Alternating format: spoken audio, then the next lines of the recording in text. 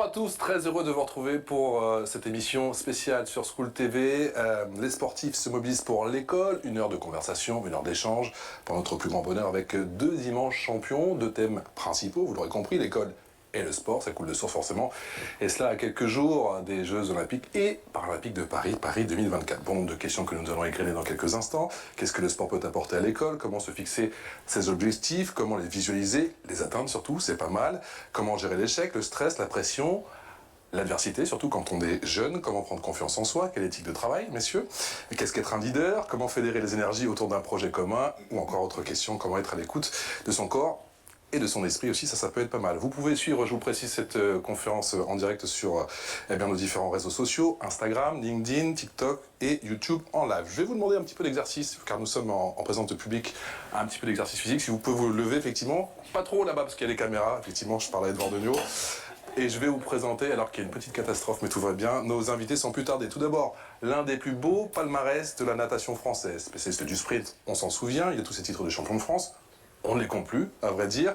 Champion d'Europe et du monde sur 50 mètres, les 4x50 et 4x100 mètres nage libre. Avec en point d'orgue, bien évidemment, cette très belle médaille, cette médaille historique. Au JO de Pékin 2008, avec le relais sur 4x100 mètres nage libre, je vous propose d'accueillir chaleureusement Monsieur Frédéric Bousquet. On peut l'applaudir. Merci. Merci. Ouais, j'hésitais à te mettre une musique de dingue et tout ça, mais finalement, là... Sacrée présentation, hein. Il va falloir que je sois à la hauteur, d'ailleurs. Je n'ai pas encore tout donné. Il sera connu et respecté à tout jamais pour son talent et surtout sa grinta sur tous les terrains de foot de France. Et d'ailleurs, vainqueur de la Coupe des Confédérations en 2001 et 2003 avec l'équipe de France, quart de finaliste à l'Euro 2004 avec les Bleus, champion d'Italie. Ça remonte un petit peu. 2007, 2008, 2009 avec l'Inter Milan qui a été sacré champion, campione, cocorico. Alors, je ne sais pas comment on dit en Italie. Campione d'Italie. Campione d'Italia. Passé par la Roma, Leeds, Lens ou encore Strasbourg, c'est aujourd'hui un consultant précieux et un réalisateur de documentaires hors pair. Je vous demande d'accueillir, s'il vous plaît, Monsieur Olivier Dacour. Merci d'être là, Olivier. Merci à vous pour l'invitation. Merci, Fred. Vous vous connaissez tous les deux ou pas? On vient de se découvrir un petit peu. Ouais. J'ai découvert. Ouais, c'est ça aussi, la force des anciens champions. Tout de suite, ça clique, ça connecte. Ouais, assez facilement. Il y a cette... On a des amis communs, donc ça aide également.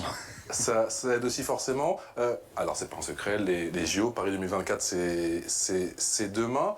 Vous avez goûté tous les deux, et peut-être qu'il y a des personnes qui ne le savent pas, mais toi, tu as goûté aussi aux joutes olympiques en 96 à Atlanta, sur un campus. Il y a des préparations, effectivement, que vous connaissez tous les deux, le campus d'Auburn. C'est ça, nous on est allés en préparation avec la délégation française où il y avait d'autres disciplines, comme il y avait les gymnastes, on avait les pongistes, on avait les boxeurs, les lutteurs. Mais ça représentait quoi, toi, pour toi à l'époque, Olivier, les JO? Parce qu'on dit souvent que pour le monde du football, la dernière équipe avant nous, ils avaient été champions olympiques. Donc c'était 84, je crois que il y avait qui? Il y avait Xuereb, il y avait toute Sénac. Ouais. Ils avaient été champions olympiques et depuis, il n'y avait pas eu une équipe française qui s'était qualifiée. Et nous, on avait une équipe... Il y avait une équipe de fous, hein? Exceptionnelle, parce que je pense que sur les 23 joueurs sélectionnés, il y en a 21 qui ont joué en équipe de France après. L'équipe de France, avec notamment Claude Makélélé, pour ne citer que lui. L'approche des JO, ça vous remue, peut-être encore un peu plus toi, Frédéric, à chaque fois, en plus c'est en France. Oui, encore plus cette année. C'est vrai que les précédents Jeux à Tokyo en 2021 étaient un peu particuliers. On sortait du confinement, on était encore un petit peu plus ou moins impacté par le Covid. Décalage d'1 an par rapport à l'année olympique traditionnelle. Donc du coup, le fait que ce soit à Paris, le fait que ce soit en France, que ce soit... Pas que Paris finalement, parce que il y a d'autres sites qui vont recevoir les épreuves olympiques, fait que évidemment ça anime, ça réanime un petit peu cet esprit olympique, et d'autant plus quand des anciens collègues de l'équipe de France sont toujours là, toujours présents, et vont, j'espère, faire briller les couleurs de la France. Et ça peut avoir un impact sur notre jeunesse, sur la jeunesse française. On dit souvent qu'on a des sportifs exceptionnels, mais qu'on n'a pas forcément de culture sportive en France. Ça peut activer quelque chose? Peut-être que ce soit sur notre tête. Tu veux pas parler? Moi, je dis souvent qu'on aime les sportifs, mais on est la France. Nul. Ouais, on n'aime pas le sport en France. On n'aime pas le sport, c'est vrai. Je crois qu'il y a quelques semaines, il y a Florent Manodou qui en a parlé. Et il s'est fait reprendre de voler. Une semaine après, il y a Teddy Riner qui est venu sur le même plateau et qui a dit qu'on n'était pas un pays de sport comparé à d'autres pays des frontaliers où le sport est présent à l'école l'après-midi. Ouais. Nous, pas trop. Et on ne parle même pas des États-Unis, parce qu'on disait que vous êtes entraînés à Auburn tous les deux. Non, ça n'a rien à voir. C'est autre monde. Ouais. À mon sens, c'est pas comparable. Mais pour apporter une petite précision, parce qu'il ne faut pas être aussi catégorique, je pense, sur le fait qu'on ne serait pas un pays à culture sportive. On est un pays à culture sportive, mais de loisirs. Tout le monde veut et pratique un sport ou plusieurs sports, mais de manière hyper aléatoire, hyper irrégulière, et souvent non accompagnée, et surtout sans la volonté de se dépasser. C'est un sport d'entretien finalement, c'est pour s'aérer l'esprit, se dégourdir les jambes, etc. Mais on n'est pas dans un pays où la culture du sport est vers la performance, vers l'excellence. À l'inverse, et à l'instar de la Grande-Bretagne, de l'Allemagne, pour citer des pays proches de nous. Et par contre, l'Italie pour le foot. L'Italie, oui, l'Italie également, mais enfin... Non, nous on n'est pas dans cette culture-là. On n'est pas dans cette culture-là. On n'a pas un accompagnement mis en place par les différents gouvernements sur l'accès au niveau, le côté facilitateur pour un jeune adolescent ou une jeune adolescente qui rêve de titres, rêve de performance et de pouvoir suivre forcément ce parcours-là qui est assez difficile, assez délicat, de ne pas trouver les structures, de ne pas avoir accès à ces structures. Et en plus de ça, après, ça pose une problématique différente, supplémentaire, c'est la partie académique. Et forcément, à mon sens, l'un ne va pas sans l'autre. Et en France, on est dans cette difficulté-là, dans cette éternelle problématique qui se renouvelle année après année. Qu'est-ce qu'il nous faut, question à 10 000 $, Olivier, pour devenir une nation de sport? Toi qui as côtoyé déjà les infrastructures. Parce qu'en Italie, concernant les infrastructures, par exemple, là aussi c'est différent. Ouais, il y a quand même beaucoup. On va trouver plus de terrains de football. Regardez, avant, il y en avait beaucoup, on en trouve de moins en moins. On a essayé de faire des city-stades. Ouais. Mais maintenant on les transforme en terrain de paddle, j'ai vu. Ouais, on en voit de moins en moins et après c'est culturel. On aime nos équipes quand elles commencent à gagner. À partir des quarts, des demi-finales, on commence à supporter notre équipe de France. Mais avant, on s'en fout un petit peu. Là, on a la chance, je crois que ça fait plus de 100 ans qu'on n'a pas eu les Jeux Olympiques. Ouais, ça fait 100 ans, il me semble. Et moi, je suis parisien. Ça fait chier, vraiment, je vous le dis, ça fait chier. Mais c'est extraordinaire d'avoir les Jeux à Paris, c'est improbable. Et tout le monde se plaint. Je peux comprendre. Mais on doit se dire qu'on... aussi, quoi. Comment ? C'est très français, ça aussi, quoi. De se plaindre. Oui, non. Même le mec qui est parti depuis plus de 30 ans, quand tu reviens, la première chose qu'il fait, il attend le taxi, il dit « Ah, comment ils sont longs en France, c'est pas possible. » Pourquoi ? Parce que c'est culturel également. Et on a la chance, pour tous ceux qui voyagent, on a un pays qui est exceptionnel, qui est magnifique. Quand on est loin pour avoir vécu pratiquement 13 ou 14 ans à l'étranger, j'aime la France. Ouais. J'aime me retrouver dans des villes qui sont... que je connais pas, parce qu'on connaît pas la France. La France, c'est pas Paris, c'est pas Marseille, c'est pas Lyon. Il y a des petits, quand on va, je sais pas, on va dans la Sarthe. Ouais. Écoute, on voit chaque année autour de France. On va dans les Deux-Sèvres, je sais pas, il y en a beaucoup qui vont dans les Deux-Sèvres en vacances. Non, mais c'est magnifique pourtant. Non, il n'y a personne. Non, vous voyez. Et pourtant, c'est magnifique. Quel impact, d'après vous, les JO sur la jeune génération? Qu'est-ce que vous disent, par exemple, vos enfants? Vous arrivez à mesurer l'impact ou...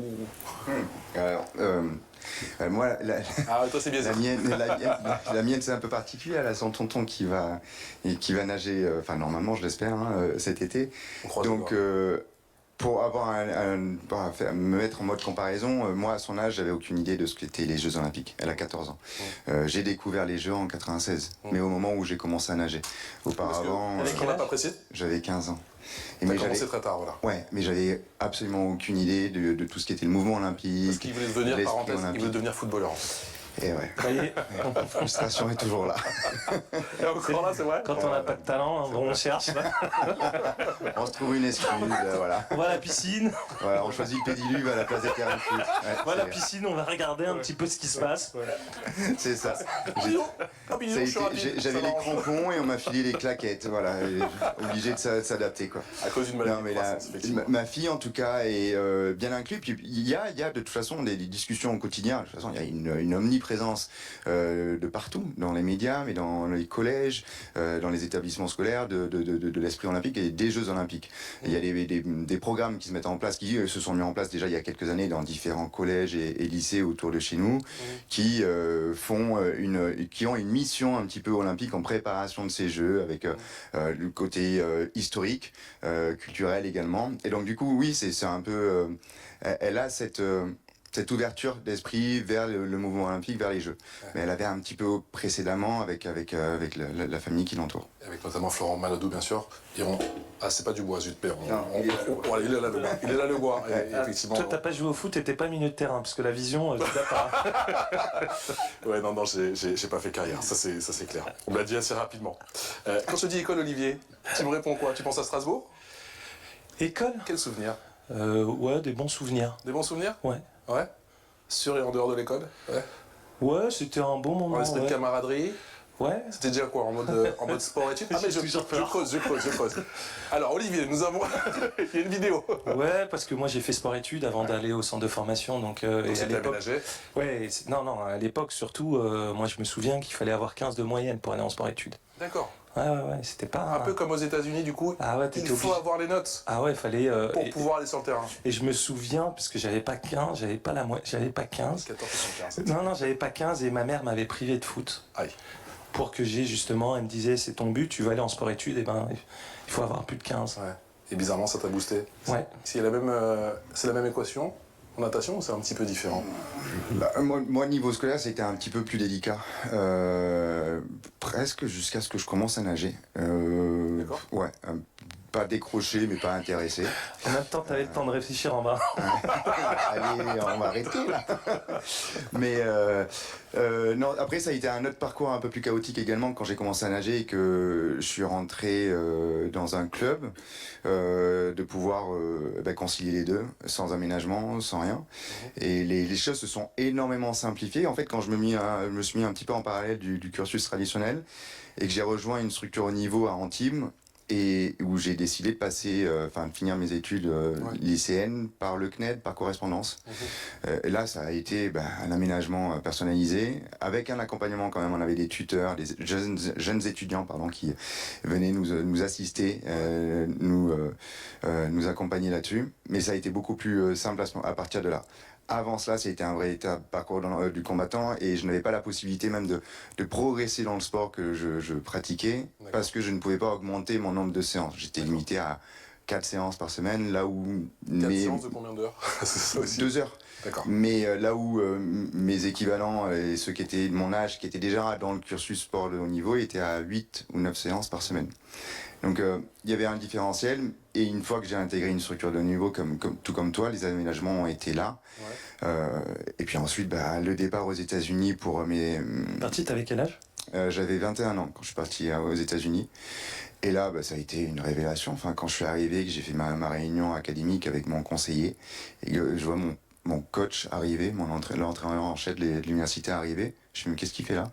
En fait, c'est un triangle. On va faire ton programme, ton calendrier, tous les 3 pour le premier semestre. C'est la coéducation. Voilà, exactement. Et donc, c'était une communication à 3 où mon coach indiquait les déplacements qu'on allait avoir, les compétitions, les stages, les moments importants dans la saison, qui sont essentiellement au mois de mars, pour la fac américaine, avec les March Madness, les NCAA, etc. Et ma conseillère à l'époque... Championnat universitaire. Ouais, ma conseillère à l'époque me disait ma première règle, quand tu es athlète étudiant, t'as pas le droit de faire plus de 18 heures de cours par semaine. Déjà j'étais là, waouh, ça change. J'étais à 30 en France.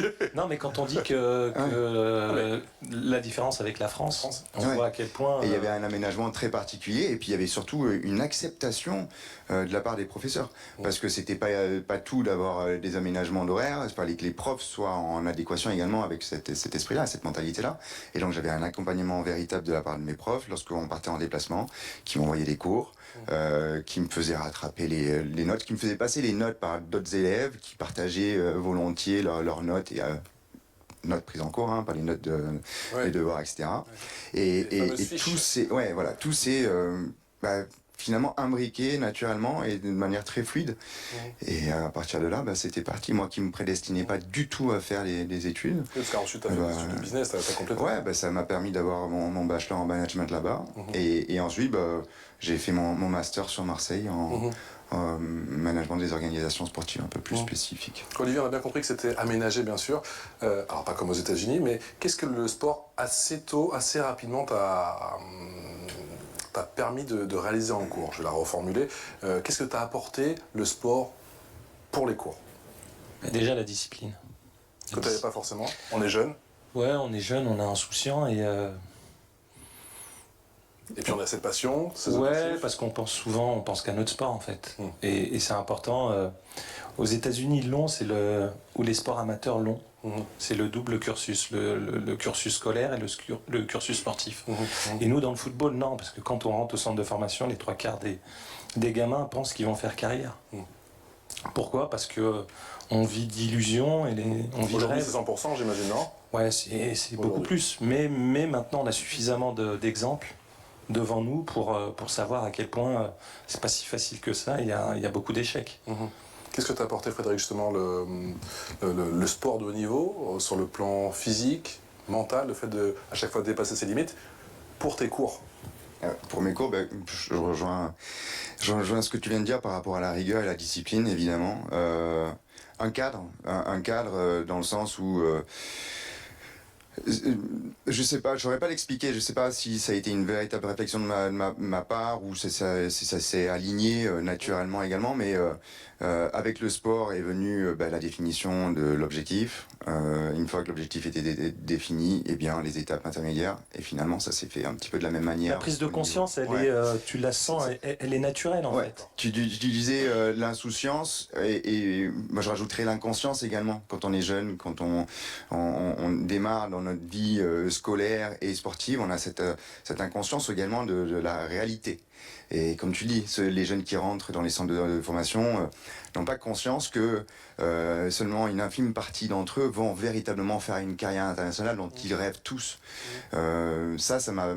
Le fait de rentrer dans le sport de haut niveau et de voir l'élitisme à ce niveau-là m'a permis de comprendre également que, eh bien oui, le sport c'est beau, le sport c'est ma vie, mais ça ne sera pas toute ma vie. Ouais, parce que tu penses que c'est éternel. Quand on est jeune, on pense que c'est éternel, alors que ça l'est pas. Alors, 10, 15 ans, selon les cas, quoi. Moi, c'était une équation, c'était le talent plus le travail égale la réussite. Et j'ai vu beaucoup de joueurs qui étaient talentueux, mais en fait qui travaillaient pas. Et quelle est la partie de chance là-dedans? C'est comme le mec, la chance sourit aux audacieux. C'est comme le mec qui veut gagner au loto, mais il joue pas. Comment tu veux gagner au loto si tu n'achètes pas déjà ton billet? Est-ce que ça s'apprend de se fixer des objectifs? Ouais, des objectifs ou des rêves. Ouais, je crois que il faut pas avoir peur de rêver en fait. On aspire à faire de grandes choses. Après, quels sont les moyens qu'on met pour atteindre ces objectifs? Et ça, ce sont les éducateurs que tu as trouvés sur ta route, les différents coachs qui te l'ont appris? C'est ton entourage et après il y a les mots, il y a les paroles et les actes sont différents. Les actes, c'est qu'est-ce que tu fais tous les jours pour t'améliorer? Les paroles de qui? De maman? Les paroles, c'est facile, ouais, je vais être le meilleur, mais qu'est-ce que tu fais pour être le meilleur? Tu travailles plus que les autres? Tu travailles plus que les autres? Non, parce qu'on ne te fera pas de cadeau. Moi, j'ai arrivé d'Aulnay-sous-Bois, je me retrouve à Strasbourg. Je sais pas, 600 km. Les gens, ils parlaient l'alsacien, c'est compliqué. Et c'est des concessions. Tu parles encore alsacien aujourd'hui? C'est le mec. Je spreche Deutsch. Mais ce que je veux dire, c'est que quand tu arrives dans un environnement que tu connais pas, je trouve que le sportif, il a ça. Ça, c'est l'une de ses grandes qualités, c'est qu'il est obligé de s'adapter à l'environnement. T'as pas le choix, et dans le marché du travail, à un moment, souvent vous prenez certaines personnes quand ils changent ils ont déménagé, ils habitent à 5 km, on les entend dire ah ouais, j'ai plus mes repères, ah ouais, là je suis pas bien, je connais plus personne. Un sportif, souvent il change de pays, il change de langue, il change de culture, et il n'a pas le choix, il est obligé de s'adapter. Surtout il est obligé d'être bon, puisque la vérité c'est dans le bassin ou c'est sur le terrain. Cette capacité d'adaptabilité. Il peut divorcer, il peut avoir des problèmes dans sa vie, mais quand il arrive, on lui demande que ses problèmes, il les laisse devant la porte, Ouais. il fait son match et il récupère ses problèmes. Oui, parce que tu as 50 000 personnes en l'occurrence dans le football. Ils en ont rien à foutre, ils ont payé leur place et faire. ils s'en foutent. Effectivement, Frédéric. Ouais, en fait, c'est comme ça que tu segmentes aussi tes différentes vies, parce que c'est plusieurs vies à la fois. Est-ce que tu visualisais, par exemple, toi, tes objectifs? Tu parlais de rêve, toi, Olivier. Ah ouais, mais il y a une partie visualisation. Moi, c'était clairement des rêves. C'était clairement des rêves. Si t'as pas de rêve, tu t'avances pas. Exactement. Et quand je disais tout à l'heure que j'ai découvert les Jeux Olympiques en 96, c'est comme ça que j'ai commencé à rêver. J'ai rêvé des Jeux. Et tu te vois comme ça, sur le marche du podium, je m'en rappelle très bien. J'avais à peine 15 ans à l'époque. J'étais en vacances au fin fond de l'Espagne avec mon père. Il n'y avait pas de télé. Et on suivait les Jeux alors sur la radio espagnole dans la petite bodega du village où on était. Donc je captais rien. C'était lui qui me traduisait l'espagnol. Ouais. C'était l'époque des grands Russes. Alexander Popov, Vladimir Selkov, Denis Pankratov. Enfin, c'est des noms qui parlent beaucoup moins aujourd'hui, mis à part Popov quand même. Et ils me faisaient rêver ces gars-là. Et en fait, c'est à partir de là que j'ai dit je veux faire les Jeux. Je veux aller aux Jeux, je veux vivre des Jeux. Et à ce moment-là, on te dit quoi? Ton entourage te dit que t'es fou? Non, je me le dis à moi-même, je l'exprime pas. Non, je l'ai pas exprimé. Et d'ailleurs, le jour où pour la petite anecdote, parce qu'elle est quand même drôle, le jour où je l'ai exprimé, c'était l'année où je suis arrivé à Antibes dans la structure haut niveau. Et donc c'était la saison 99-2000, en allant vers les sélections olympiques. Et on est en plein hiver, je suis au Krebs, donc l'internat, avec mes collègues à l'époque. Et comme tous les week-ends, on essaye de décompresser, donc on décompressait autour d'un petit verre. Et je pense que c'est le deuxième ou troisième verre qui m'ont délié la langue. Et j'ai exprimé. Et je leur ai dit très très solennellement et très sérieusement. Pas dû picoler, genre. Voilà, et je leur ai dit très solennellement, les gars, un jour j'irai au jeu. Et en retour, ça a été des éclats de rire. Mais pourquoi des éclats de rire? Parce que cette année-là, voilà, je venais de passer de 4 séances par semaine à 8 ou 10 en fonction. Donc j'étais au fond de la piscine, mais au fond de la piscine à chaque séance, derrière tout le monde. Et je bataillais pour rester dans le groupe, dans la fréquence, dans la moyenne, etc. Et ils éclatent tous de rire. En fait, ça m'a piqué dans mon orgueil, mais ça m'a encore plus donné de volonté d'y aller. Et quelques mois plus tard, ça se réalise. Alors, je suis pas là à pavaner, à leur dire, regardez les gars, etc. La résilience, je leur ai dit, mais les gars, si j'avais pas commencé à rêver, si je m'étais pas focalisé, si j'étais pas devenu complètement obtus par rapport à ça, j'y serais pas arrivé. Voilà, c'est y rêver et être convaincu de son rêve. Je crois que c'est Tony Parker qui disait ça il y a pas longtemps, qui disait, écoute, si tu annonces tes objectifs et surtout tes rêves, si la personne en face de toi ne rigole pas, c'est que tu rêves pas assez fort, tu rêves pas aussi haut. Olivier? Non, le rêve, ça te permet de faire des choses exceptionnelles. Et tu visualisais toi ou pas alors? Tes victoires, ou le match que tu allais faire, comment tu allais te déplacer, comment tu allais le bloquer? Non, pas au niveau. C'était pas au niveau. C'était pas au niveau. Tes rêves, tu veux devenir footballeur professionnel, mais en même temps, tu prends n'importe quel gamin. Souvent, je le dis, c'est plus facile de devenir président de la République que footballeur professionnel. Parce que je connais pas un gamin qui se dit petit, je vais être président de la République. Pourtant, je connais énormément de gamins qui pensent qu'ils vont devenir footballeurs professionnels. Donc, et à l'école, à l'époque, moi je suis d'une génération. Bon, il y en a quelques-uns qui sont un petit peu plus âgés que moi, donc ça me rassure. Mais, pas de plan sérieux. Mais je me souviens à l'école, quand je disais à la maîtresse, je veux devenir footballeur professionnel, la première chose qu'elle disait, c'est que c'est pas un métier. C'est pas un métier, donc c'était compliqué.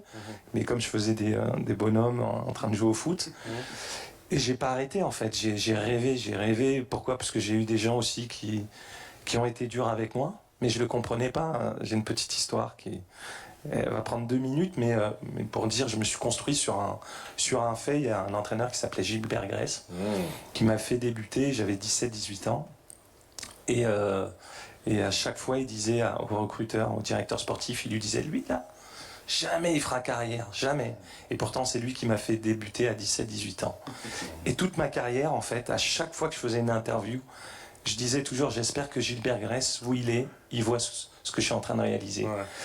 Et je le revois en 2008 à Strasbourg, parce que il m'avait élu parmi les plus grands joueurs de l'histoire du club, parce que j'ai été formé à Strasbourg. Et là, je le rencontre, il dit, vous savez, Olivier Dacour, si je vous ai fait débuter à 17 ans, si je vous ai fait débuter à 17 ans, c'est parce que je croyais en vous. Sinon, je vous aurais jamais fait débuter. Et si j'étais comment te prendre, en fait. Et si j'étais aussi dur avec vous, je savais très bien le moyen pour arriver, pour que vous atteigniez ce niveau-là. Et moi, pendant toute ma carrière, je me suis dit à chaque fois que je faisais une interview, j'espère qu'il me regarde, parce que lui croyait pas en moi. Ouais.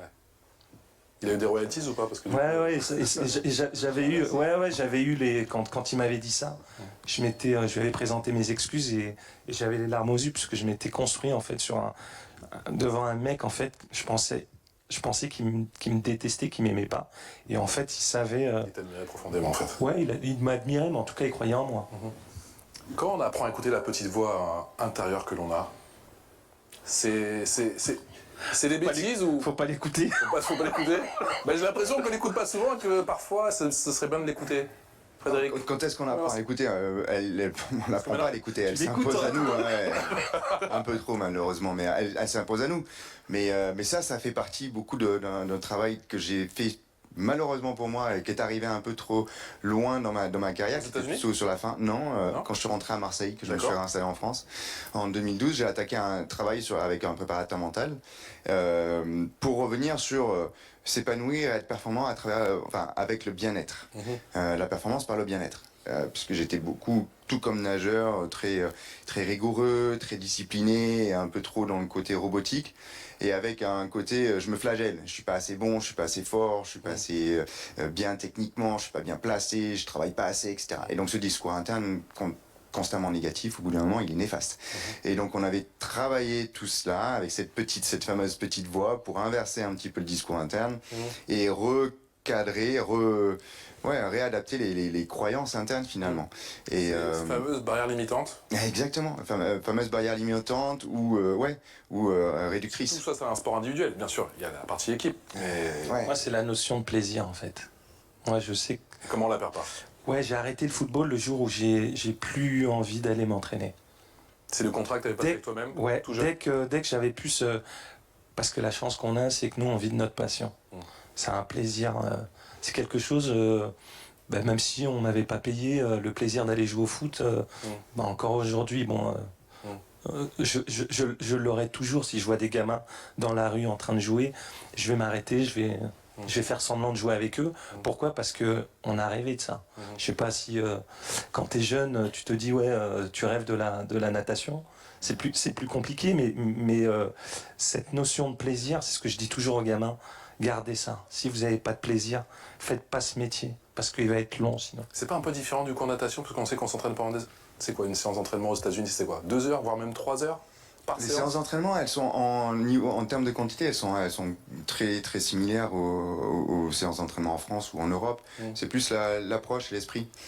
Déjà en plus aux États-Unis, j'ai découvert vraiment le côté collectif, puisqu'en fait, quand tu nages pour l'université, puisque c'est l'université qui t'offre ta bourse d'études, donc tu nages pour elle, tu nages pour ta compétition principale est une compétition qui se déroule par équipe. Chaque nageur ramène des points à son université, à son équipe. Donc en fait, à ce moment-là, la dimension collective prend tout son sens. T'as un côté fédérateur déjà. Ouais, exactement.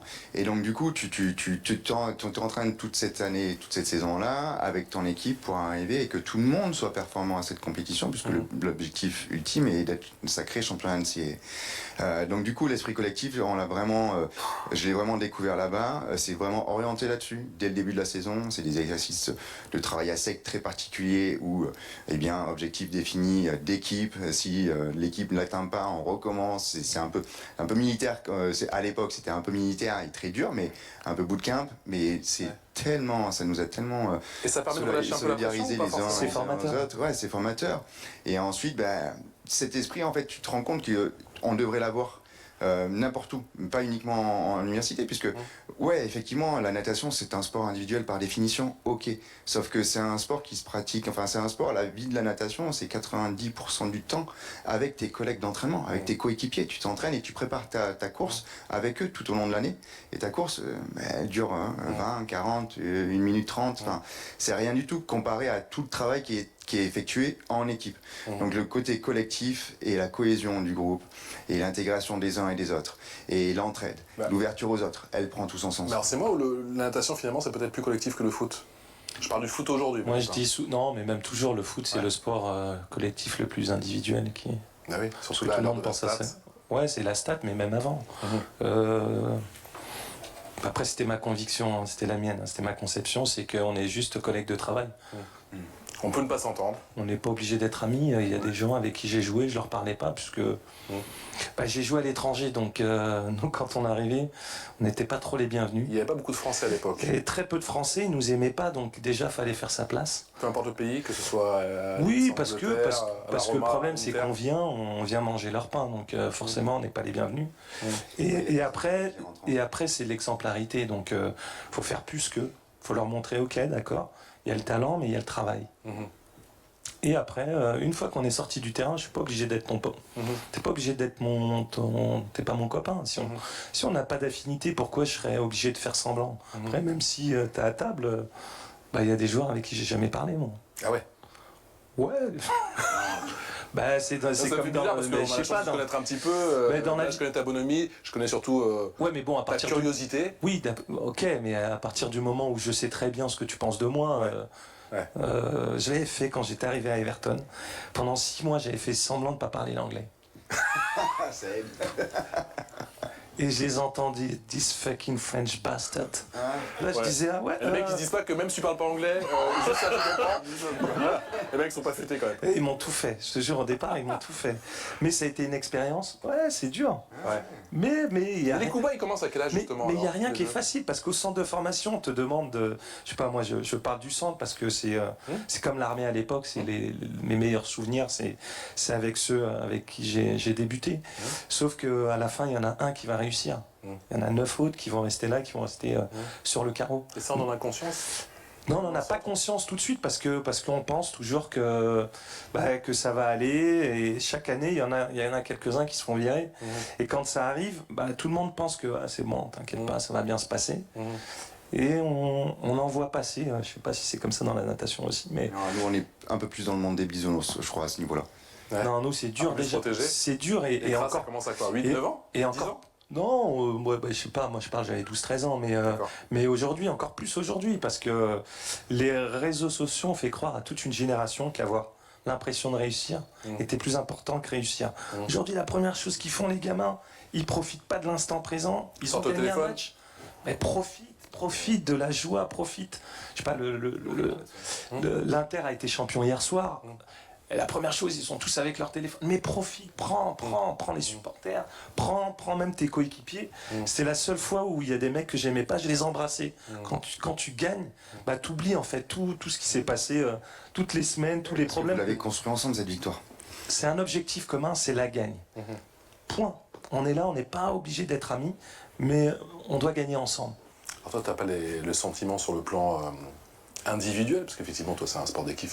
D'équipe, oui, allez, les deux. Ouais, mais tu travailles aussi, le mec qui est devant, et s'il te respecte pas, tu lui donnes pas le ballon. Hein.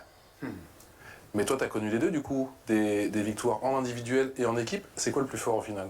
En équipe, sans hésiter en équipe. Et ça m'a même été, pour le ramener à moi, un problème sur une grosse partie de ma carrière. C'est que je m'exprimais beaucoup plus facilement en relais, en équipe, à travers les autres, que de manière individuelle. J'avais un réel décalage dans mes performances chronométriques, vraiment, qui a été long à combler et long à rééquilibrer avec le côté individuel. J'étais beaucoup moins animé.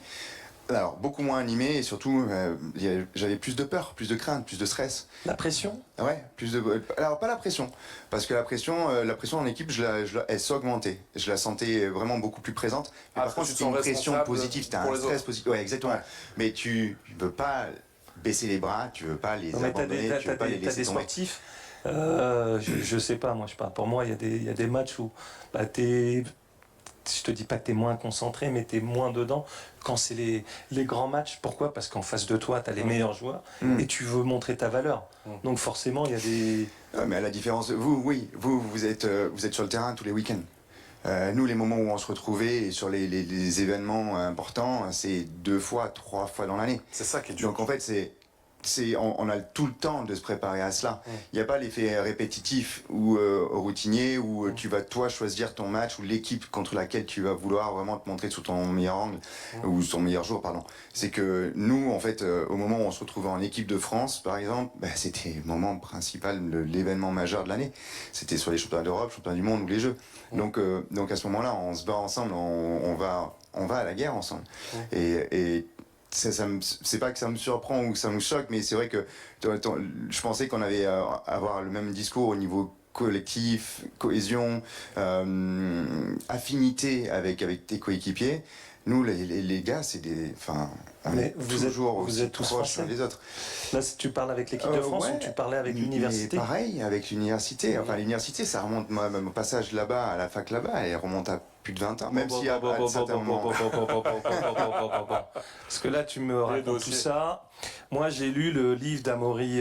Il faut toujours une exception à la règle. Donc, on va se calmer là sur la comment t'appelles ça, l'équipe, le sport d'équipe, parce que ce qu'il disait dans son livre, c'était pas l'esprit camaraderie. L'esprit camaraderie, justement, on a voulu le protéger en n'acceptant pas qu'Amaury nous rejoigne. C'est pour ça, en fait. Après, il y a de l'aigreur qui vient par-dessus. Et puis, c'est pas grave. Chacun a son parcours, mais chacun a son profil. Je dis pas que la natation doit se pratiquer avec un esprit collectif, une cohésion, etc. Un autre nageur, Yannick Agnel, lui, très individualiste, n'aurait jamais pu rentrer dans un club comme Marseille, et il le savait très bien. Lui, il avait besoin d'avoir sa relation propre avec son entraîneur, avec son coach. On va pas parler de la fin de sa gamme, on va parler du moment où il était au point culminant, mais je te vois arriver. Mais j'aime le citer en exemple parce qu'il était finalement, il était parfaitement conscient que il n'avait pas cet esprit-là, il n'était pas dans cette démarche-là. Et lui, pour lui, le sport individuel, c'était son sport, il faisait sa carrière et son chemin. Mais c'était pas pour autant qu'il avait une certaine aigreur. À l'instar d'Amaury, et qui avait toutes les raisons d'être en colère après nous, après avoir eu un refus d'intégrer le club. Mais Amaury, nous, on l'a senti également dans cette optique-là, et on a dit, il va potentiellement mettre le groupe en difficulté par rapport à son caractère, par rapport à sa personnalité, etc. Et donc du coup, c'est pour ça que tous ces produits... Non, c'était juste pour dire que c'est pas si rose que ça, la natation. Non, mais évidemment que non. Mais par contre, c'est comme ça que nous, on a construit toute notre histoire sur Marseille entre 2000... C'était bon, Patrice. Bisounours, on passera. 2012. Allez, bisounours, non. On t'a démasqué, Frédéric, merci. Merci. On parlait du groupe WhatsApp de Berne de Frédéric. Toi, c'est plutôt le groupe WhatsApp de Leeds? Ouais. C'est le seul, ouais. C'est le seul groupe, en fait. Pourquoi? Parce que... Tout à l'heure, tu nous disais que les étrangers, c'était compliqué, les Français, ils étaient... Non, mais parce que moi, j'ai la chance, pour le coup, Leeds, en fait, c'est une connexion, en fait. C'est des jeunes joueurs qui arrivent avec très peu d'anciens. Et ils avaient énormément de talent. Moi, je faisais partie, quand j'arrive, j'ai 24 ans. Moi, j'ai 25 ans, et je fais partie des plus vieux. Donc, et les jeunes ensemble, ils étaient pétillants. Après, il y a Rio Ferdinand qui est parti à Manchester United. Il y a Woodgate qui est parti à Madrid, et tous on s'est retrouvés l'espace de 2 ans. En termes de talent, on sortait tout le temps ensemble, on était toujours ensemble, et on savait qu'on pouvait aller à la guerre. On savait que derrière, le problème, c'est quand on vit des choses à l'extérieur du terrain, forcément, ça ressoude, en fait. Ça soude, et après... Justement, comment on fédère un collectif, enfin, on sait bien un collectif, un groupe, sur un objectif commun comme ça? Ça se passe en... Nous, c'était en préparation. En préparation, déjà, eux, il y avait 5-6 joueurs qui étaient de l'académie de Leeds. C'était des jeunes joueurs qui arrivaient ensemble.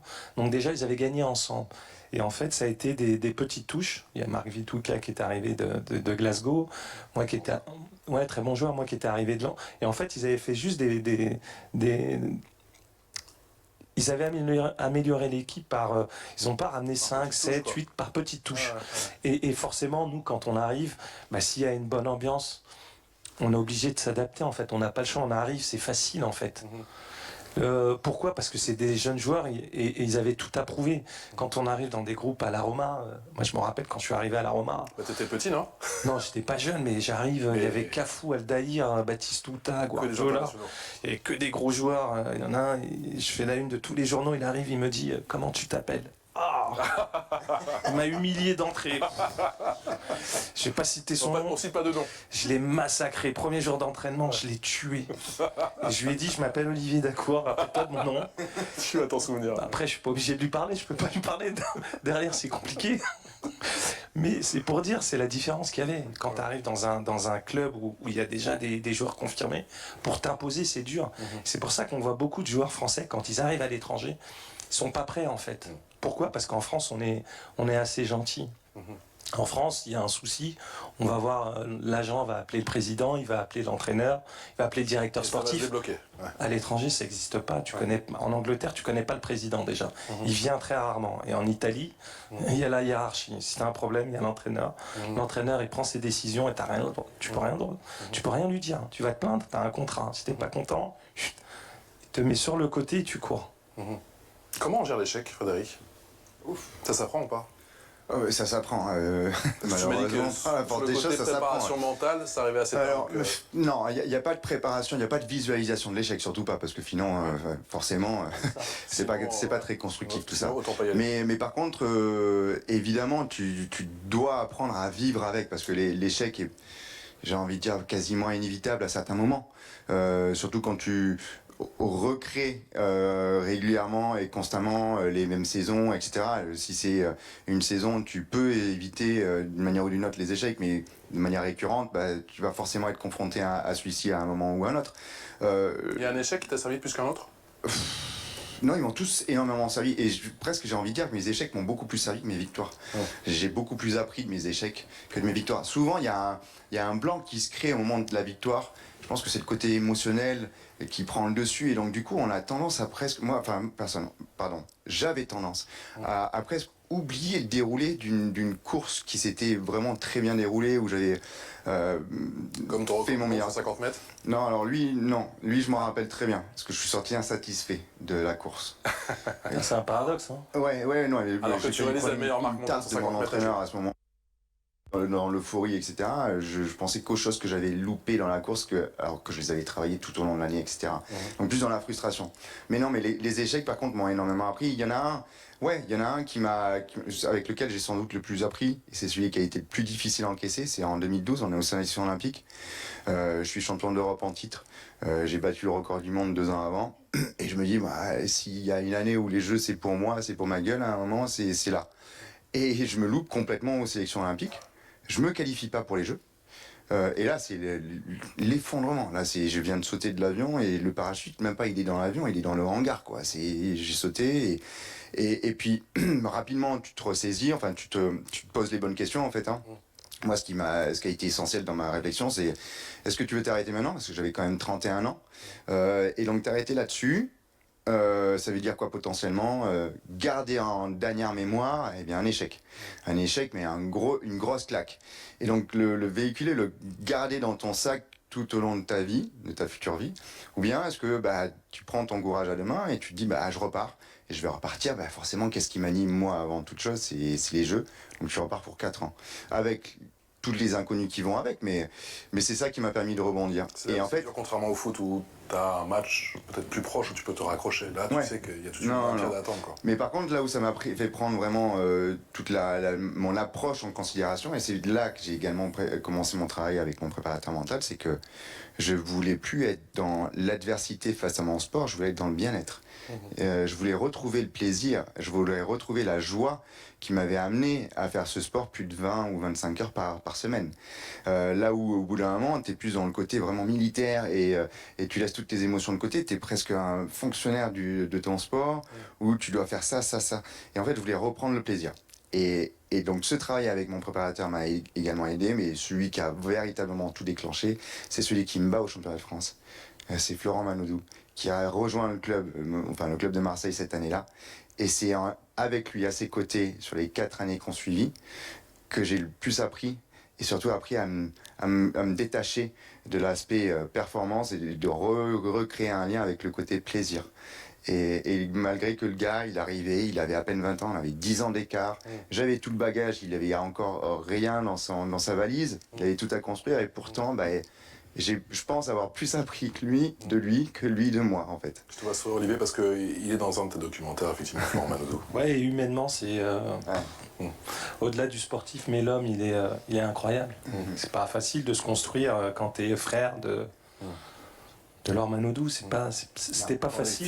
Fils d'eux, frère d'eux, donc et je trouve que lui, il est pétillant, il a envie de découvrir le monde et ça a été vraiment une belle, c'était une belle découverte. À ce propos, ils se construisent comment vos enfants? Puisqu'on parle de filles d'eux, frères d'eux, mais vos enfants... Moi, mes enfants, je voulais pas qu'ils jouent au foot déjà. Et c'est toujours ça. Mais malheureusement... Pas du tout, pas du tout, mais je leur dis le plus important, c'est de faire les choses avec passion. Et de pas avoir... de pas avoir de regrets.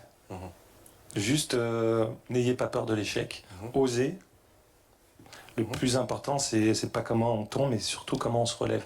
Après, le reste, on fait tous des erreurs, ils sont jeunes. Mais cette passion, mais pas forcément pour le foot, mais pour mais le même fait de se dépasser sur le plan mental et physique, tu l'as transmis malgré toi ou tu leur as transmis Non, parce que malheureusement, tu vis avec... quand ton père, il est assez exigeant, il est difficile sur l'horaire, avant l'heure, c'est pas l'heure, après l'heure, c'est plus l'heure. Et je leur dis toujours, enseigner, c'est répéter. Je suis très dur avec mes enfants. Pourquoi ? Parce que quand ils vont sortir de la maison, ça va être encore plus difficile, puisque on leur fera pas de cadeaux. Donc à partir du moment où tu sais qu'on va pas te faire de cadeaux, tu seras pas surpris du rapport avec les personnes que tu as en face. Je leur ai dit, tu vois, mes enfants, ils sont grands, regardez... Comme je suis jeune, je vais être grand-père, vous voyez pas? Félicitations. Dans 2 mois. Et déjà, j'ai pris une claque. Mais je dis souvent que le plus important, c'est la bienveillance. D'être bienveillant, d'être courageux, n'ayez pas peur. C'est pas grave. D'échecs, on parlait d'échecs, osez. On n'a qu'une vie, en fait. Peu importe ce que les gens diront, regardez-vous dans un miroir. Si vous avez fait le maximum, c'est pas grave. On peut pas être parfait. Mais n'ayez pas peur et rêvez. Ne laissez personne vous dire que c'est pas possible. Faites tout pour y arriver. Cette passion pour la gagne aussi, parce que toi tu étais un vrai compétiteur, c'est ça aussi qui t'a... Pourquoi un vrai, lui? Alors, attention à tes questions. J'ai rien dit, mais j'ai acquiescé. Je complète la phrase.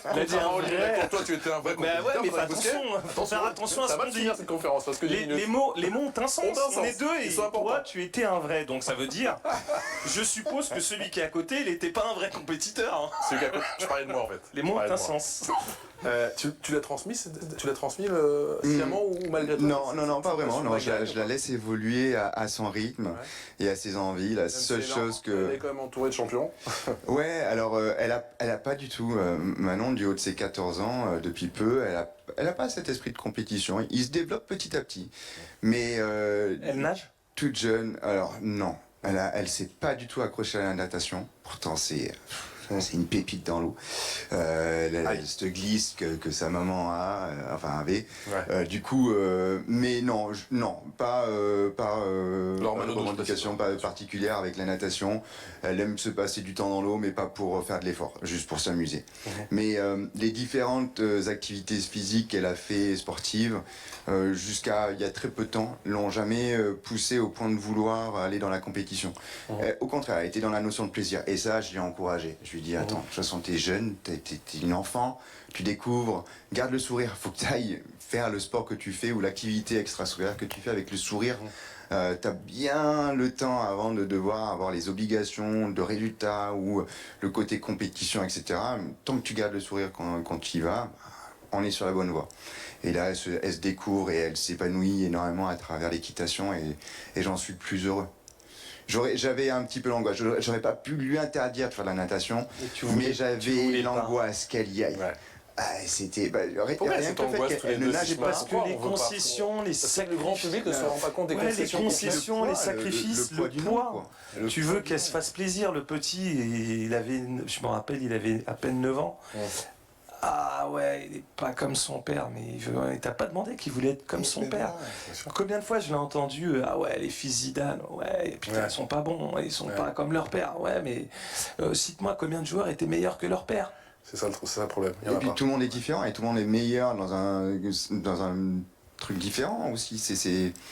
Y a pas, la comparaison, elle est trop dure, mais elle est très instinctive aussi. C'est de la maladroitesse de la part des éducateurs ou des entraîneurs lorsqu'ils voient les enfants d'eux arriver. C'est naturel de le faire. Mais c'est très dur pour l'enfant en l'occurrence. C'est dur. Il nous reste moins de 10 minutes d'émission. On peut les applaudir. Question. C'est Pixar.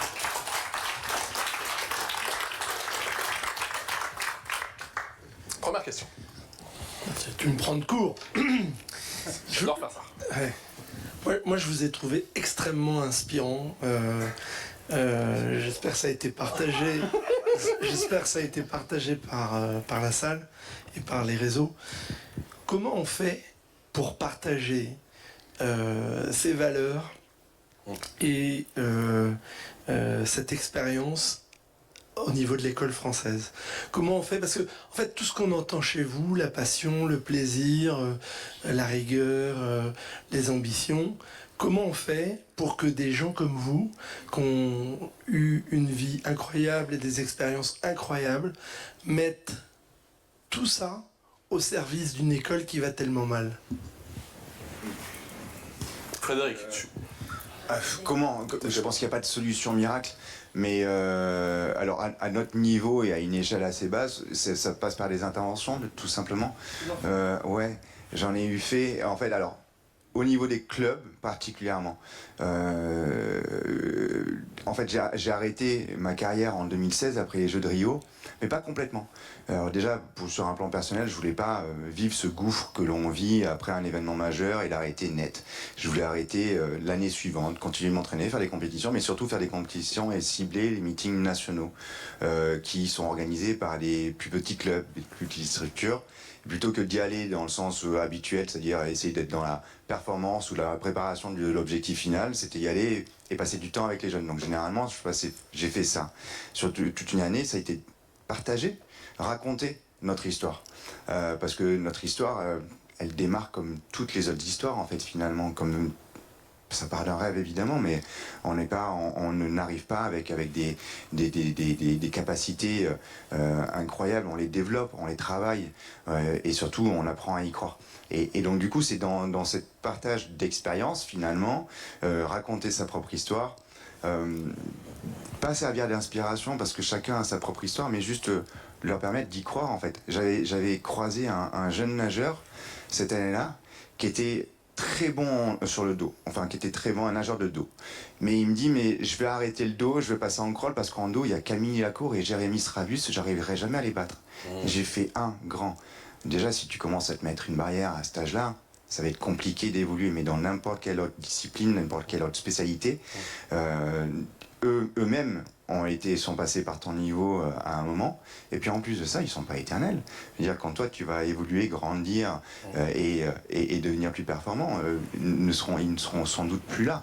Donc c'était continuer d'y croire en fait, croire en son histoire et croire en ses rêves. Sur le plan scolaire, pour moi, c'est ce qu'on a eu l'occasion de faire un petit peu justement avec un engouement de l'organisation des Jeux Olympiques, c'est que beaucoup de collèges et lycées se sont tournés vers ce mouvement olympique et ont voulu faire des programmes. Et donc ça a été des interventions aussi sur un collège et un lycée cannois en particulier.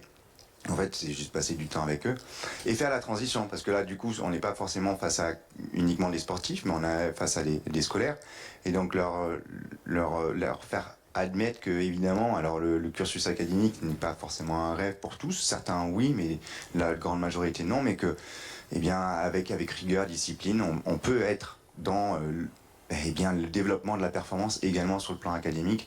Le développement de la performance sur le plan académique, c'est obtenir des meilleures notes, passer les classes supérieures, mais c'est surtout s'épanouir et s'aguerrir de cela. En fait, pas forcément s'identifier à ses résultats scolaires ou ses résultats sportifs, mais se renforcer grâce à ces résultats-là.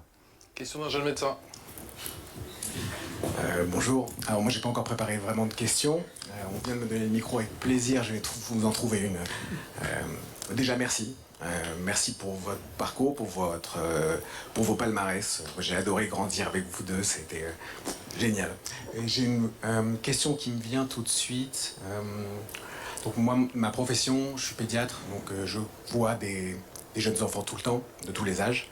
Il y a un truc qui a été évoqué à un moment dans la discussion, c'était la culture du dépassement de soi. Donc moi, c'est un truc que je ne vois plus. Je ne sais pas si vous le remarquez dans les jeunes générations. Le premier truc qui me vient à l'esprit, c'est dans le foot, parce que je m'y connais un peu plus en foot qu'en natation. Je vois plus de tireurs de coups francs. Pour moi, les coups francs, c'était les gars qui arrivaient 1 heure avant tout le monde à l'entraînement, qui repartaient 2 heures après tout le monde à l'entraînement. Je me demande si ça existe encore, les jeunes joueurs qui sont déjà des grands professionnels, qui continuent d'avoir cette culture de vouloir en faire plus que ce qu'on leur demande de faire. Et donc la question que j'ai, qui me vient tout de suite, que je viens de trouver... Sur l'éthique de travail. Non, c'est...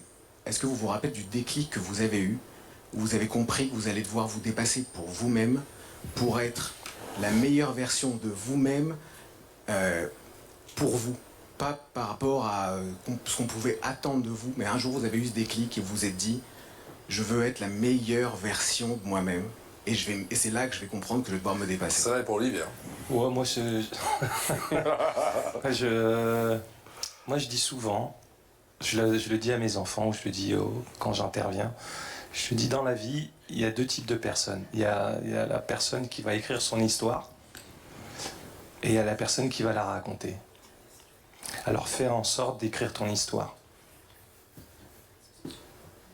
Je sais pas si vous avez compris, mais...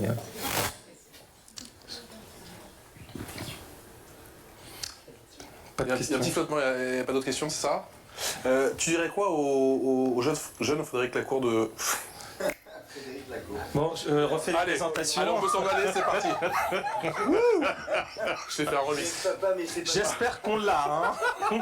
Vous l'avez, on l'a dans la boucle. On l'a en J'espère direct, malheureusement. en direct, et ça sera sur les réseaux sociaux. Ouais. On va teaser avec ça.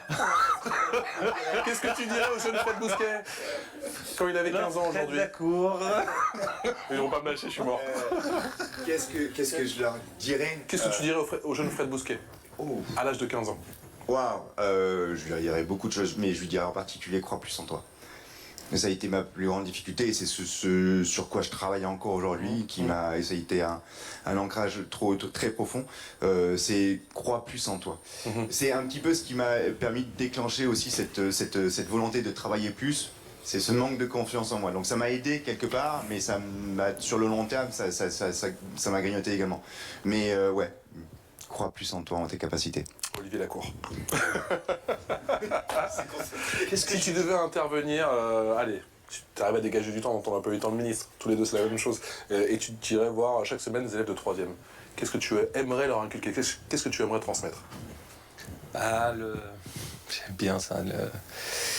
Mais je dis souvent le plus important, le plus grand héritage que je peux laisser à mes enfants, c'est l'éducation et le respect. C'est un passeport pour la vie.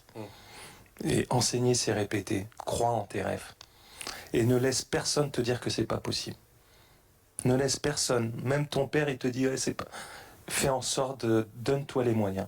Ce que je lui dis, ce que je dis tout le temps. Et on n'a pas la... Ouais, on n'a pas la science infuse et il peut souvent se passer plein de choses. Mais sois prêt. L'entraîneur, il te fait pas confiance. Ok. Peut-être que 3 minutes, il va te faire confiance. Si tu es prêt, tu t'es entraîné pour. Bah, peut-être que ça va être ton destin. Il va jouer sur 3 minutes. Moi, je parle de mon expérience. Quand je suis parti à Strasbourg, je la raconte, ça a duré 3 minutes pour dire à quel point il faut être parfois la chance, ou je sais pas si c'est la chance. Je jouais toujours avec des gens qui étaient plus âgés que moi. Et là, je jouais avec des mecs qui avaient 15-16 ans, j'avais 13 ans. Et là, ils me font faire un essai avec des mecs qui ont le même âge que moi. Et je suis pas bon. Le lendemain, il y avait un copain à moi qui avait 3 ans de plus que moi. Lui, il avait son match et quelqu'un se blesse. Le matin, ils me disent « Bon, mais viens, comme il nous manque quelqu'un, tu vas être remplaçant. Tu vas venir et s'il y a quelqu'un qui se blesse, bah, tu vas rentrer. » Je suis rentré 3 minutes. Et en 3 minutes, j'ai changé le cours de ma vie, de ma carrière. Parce qu'en 3 minutes, je sais pas, j'ai fait grand pont, petit pont, centre, but. Et je me rappelle le directeur sportif à l'époque, il veut pas me lâcher. Et il m'emmène carrément à Paris pour que je vienne signer à Strasbourg. Mais si on s'était arrêté sur le match de la veille, bah, j'étais pas pris. Un grand merci à tous les deux, on peut les applaudir. Merci encore pour votre temps.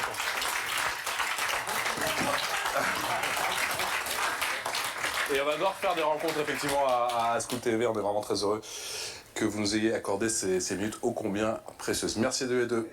Merci Frédéric. Merci Olivier. On remercie bien sûr toutes les équipes réunies autour de Haute-Kini avec Saïd Mamou au son, Mani, j'espère que j'écorche pas les noms, Pézeshk à la réalisation, Georges Colino, Edgar Carnero, la technique, la rédaction en chef avec Déborah Rimbaud, bien sûr, et Benjamin Sayar, et bien sûr Cécilia Brio, Dicao, on l'embrasse, et Tony Carly sur les réseaux sociaux.